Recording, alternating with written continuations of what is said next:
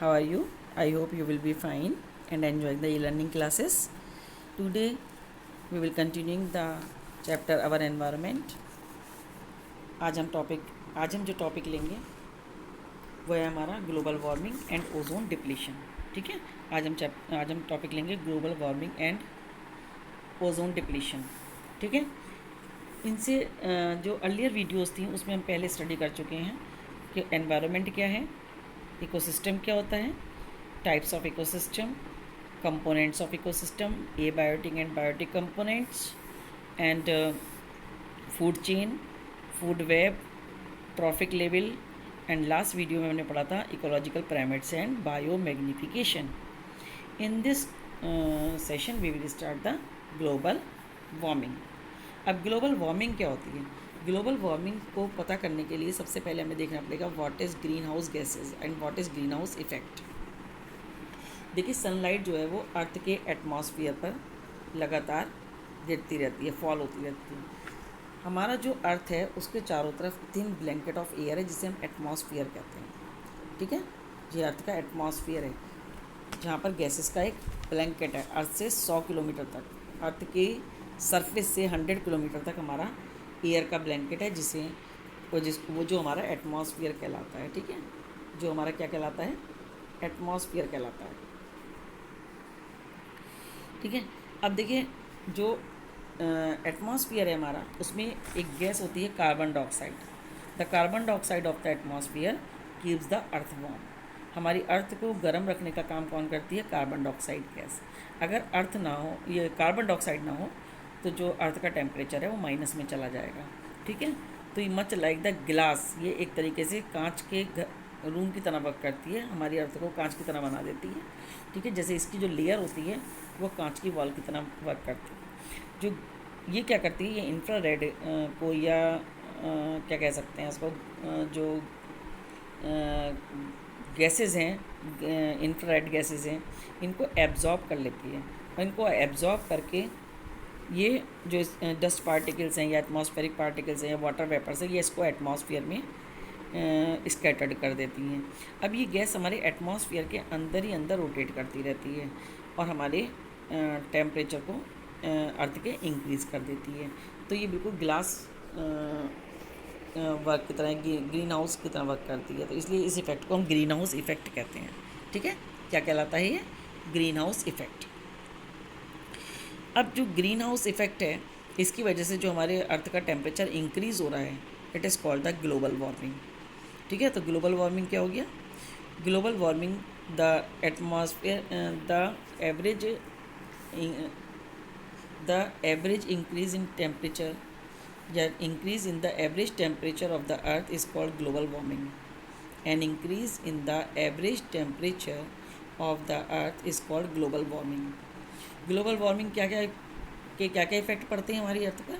The global warming में lead to melting of polar ice caps. जितने भी polar ice caps हैं वो मेल्ट हो रहे हैं टेम्परेचर इंक्रीज होने के कारण. And ultimate rise in sea level of for submerging a number of major cities of the world. ठीक है, और इसकी वजह से क्या हो रहा है, जो सी वगैरह हैं उसमें पानी का लेवल बहुत इंक्रीज़ हो रहा है जिससे हमारे कई सिटीज़ सबमर्ज हो रहे हैं. It is the causes of flooding. ये फ्लड का भी कॉज है. ठीक है, तो ये ग्लोबल वार्मिंग के हमारे जो अर्थ पर हैं बहुत बुरे इफेक्ट पड़ते हैं. ठीक है, तो नेक्स्ट क्या है ये देखिए, जब हमारे पास सनलाइट हमारे अर्थ पर पड़ती है तो उसमें जो मेन 3 रेज हैं, अल्ट्रावायलेट रेज, इंफ्रारेड रेज और विजिबल रेज. तो अल्ट्रावायलेट ऑटोमेटिकली ओजोन लेयर से वापस चली जाती है स्पेस में. ठीक है, और जो इंफ्रारेड है ये हमारी अर्थ पर आती है और यहाँ पर आकर के इसमें से 1% तो प्लांट्स एब्जॉर्ब कर लेते हैं और बाकी जो बचती है वो ग्रीन हाउस गैसेज को कैच कर लेती हैं और फिर इसको स्कैटर्ड करती रहती हैं एटमॉस्फेयर के अंदर ही. ठीक है, और जो विजिबल रेज है ये हमारी अर्थ में एब्जॉर्ब कर लेती है, अर्थ में आ जाती है. ठीक है, नेक्स्ट आता है ग्लोबल वार्मिंग. ग्लोबल वार्मिंग किस वजह से होती है? ग्लोबल वार्मिंग के 2 कॉज हैं, एक तो नेचुरल कॉज, एक man made cause. Natural cause है जैसे वॉल्केनिक इरेप्शन हो जाता है, सन स्पॉट्स हैं, वो भी अर्थ है. ठीक है। तो ये जितने भी इफेक्ट्स हैं नेचुरल हैं, जो ये हमारी अर्थ में अपने आप ही होते हैं। ठीक है। अब मैन मेड कॉज क्या है? बर्निंग ऑफ फॉसिल फ्यूल, जैसे हम बहुत फॉसिल फ्यूल जलाते हैं तो उसमें से बहुत सारी कार्बन डाइऑक्साइड गैस निकलती है, और कार्बन डाइऑक्साइड इंक्रीज़ होने पर टेम्परेचर इंक्रीज़ होता है और ग्लोबल वार्मिंग इंक्रीज़ होती है। एक्सेसिव फार्मिंग, ठीक है, जैसे कि फार्मिंग में भी हम एक्सेसिव फार्मिंग करते हैं तो उससे भी होता है। नेक्स्ट आता है इंडस्ट्रियल इमिशन। इंडस्ट्रीज से जो डिफरेंट स्मोक और हीट निकलती रहती है वो भी हमारी ग्लोबल वार्मिंग का कारण है। ठीक है। नेक्स्ट आता है ओजोन फॉर्मेशन कैसे होती है। नेक्स्ट टॉपिक है ओजोन फॉर्मेशन। जो हमारे एटमॉस्फेयर में ऑक्सीजन है वो डाई एटमिक होती है O2।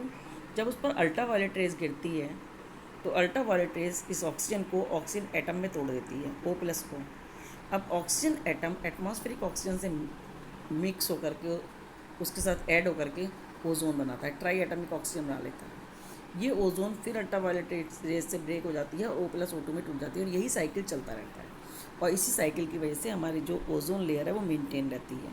ठीक है। लेकिन जब इसमें कुछ चेंज आता है तो हमारी ओजोन डिप्लीशन होता रहता है। What is ozone depletion? Ozone depletion मतलब thinning of ozone layer is called ozone depletion.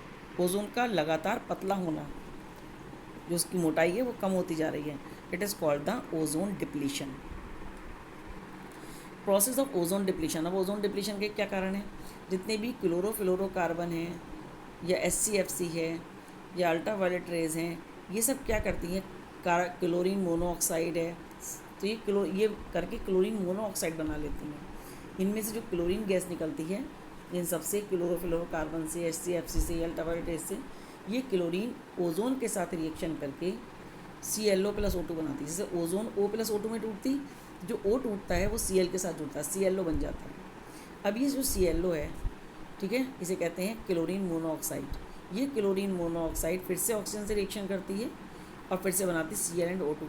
अब O नहीं मिल पाता, सिंगल O नहीं मिल पाता और O एटम नहीं मिल पाता, क्योंकि जो भी O एटम होता है ऑक्सीजन का वो Cl से रिएक्शन करके फिर से ऑक्सीजन बनाता है, तो O3 नहीं बन पाती, जिससे कि ओजोन का डिप्लीशन हो जाता है, ओजोन की कमी हो जाती है।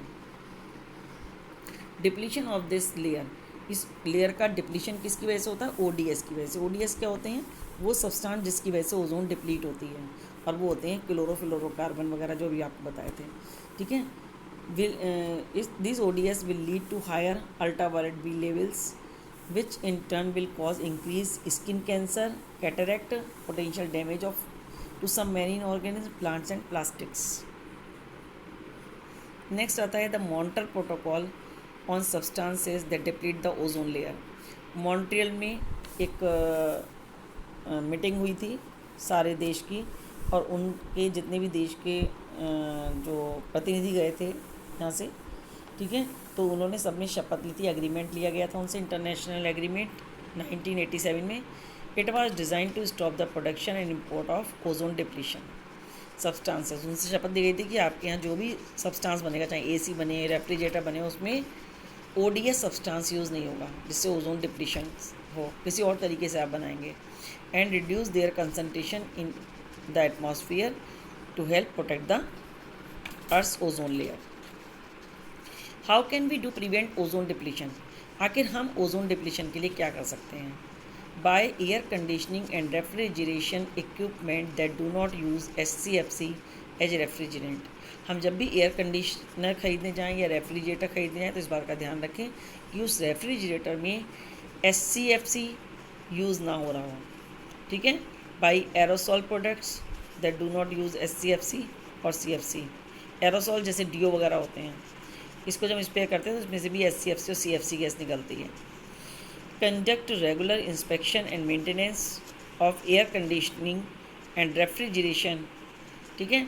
रेगुलर इंस्पेक्शन करें एयर कंडीशन का और रेफ्रिजरेशन का, appliances to prevent and minimise refrigerated leakage. ठीक है। तो इस तरीके से अपने ओजोन लेयर को कर सकते हैं। तो आज हम यहीं तक पढ़ेंगे। ठीक है।